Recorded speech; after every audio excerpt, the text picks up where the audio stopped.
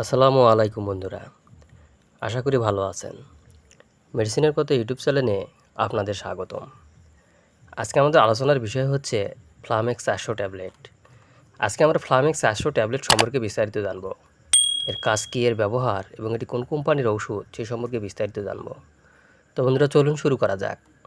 ভিডিওটি শুরু করার আগে একটা রিকোয়েস্ট, ভিডিওটি টেনে না দেখে সম্পূর্ণ দেখবেন এবং যারা চ্যানেলে নতুন তারা অবশ্যই চ্যানেলটি সাবস্ক্রাইব করে পাশে থাকবেন এবং যারা অলরেডি সাবস্ক্রাইব করেছেন তাদেরকে অসংখ্য ধন্যবাদ।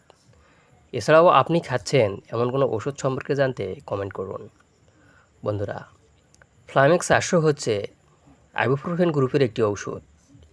এটি বাংলাদেশের সুনামধন্য এসিআই ফার্মাসিউটিক্যাল কোম্পানির ঔষধ। এটি বাংলাদেশের যে কোনো ওষুধের দোকানে পাওয়া যায়।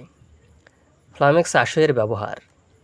ফ্লামেক্স 400 সাধারণত rheumatoid arthritis, gout arthritis, synovitis, কোমর ব্যথা, ডিসমেনোরিয়া অর্থাৎ যেসব মহিলাদের মেনোপজের পর ব্যথা হয় সেসব ব্যথা, জ্বর, মাইগ্রেন, নরম কোষ আঘাতজনিত ব্যথা অর্থাৎ নরম কোষে যদি কোনো ধরনের আঘাত হয় সে ধরনের ব্যথা, অ্যাঙ্কেলাইটিস অর্থাৎ পায়ের অ্যাঙ্কেলের ব্যথা, দাঁত ব্যথা ও পেশি প্রদাহ ব্যথাতে ব্যবহার করা হয়ে থাকে।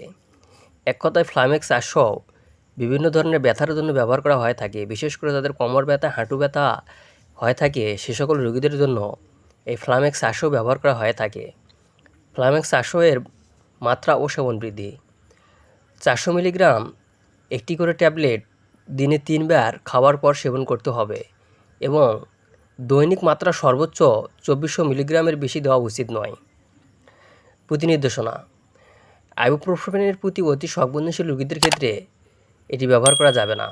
এছাড়াও তাদের সক্রিয় বা মারাত্মক পেপটিক আলসার রয়েছে তাদের ক্ষেত্রে এই ফ্লামেক্স 400 ব্যবহার করা যাবে না। ফ্লামেক্স 400 এর পার্শ্ব প্রতিক্রিয়া: পাকস্থলীর গোলযোগ, বমি, বুক জ্বালা, বমি ভাব ইত্যাদি দেখা দিতে পারে। এই ফ্লামেক্স 400 গর্ভাবস্থায় এবং স্তন্যদানকালে ব্যবহার করা যাবে কি না?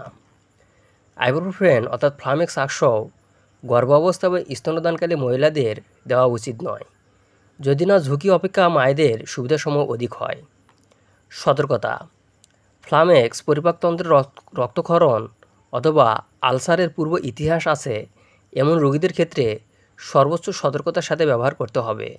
তো বন্ধুরা, এই ছিল ফ্লামেক্স 400 সম্পর্কে আজকের ধারণা।